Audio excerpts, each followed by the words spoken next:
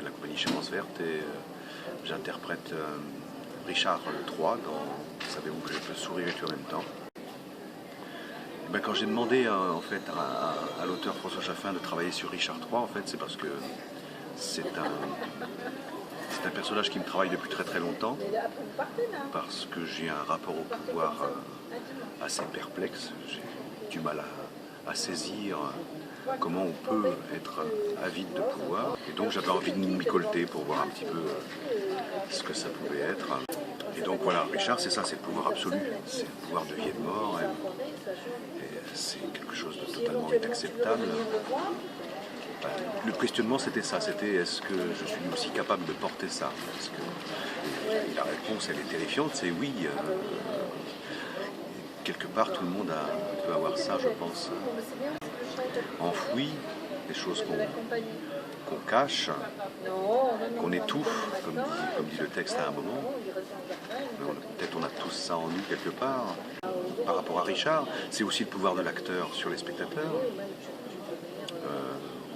Dans la façon dont c'est mis en scène là, c'est très clair que l'acteur a un pouvoir, mais il a le pouvoir que lui confèrent aussi les spectateurs. C'est-à-dire qu'il y a une certaine limite.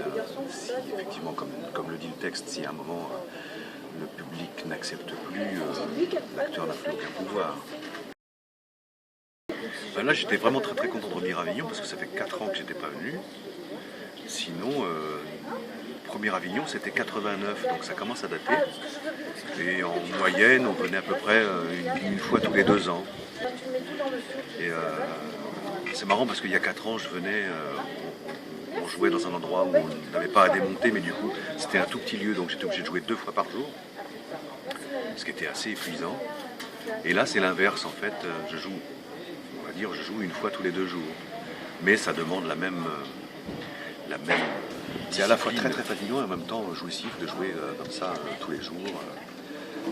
Moi je suis comme ça, hein, c'est-à-dire que ça se règle au niveau des horaires de telle manière que je sois toujours en forme à l'heure dite, et dès que je vais faire un écart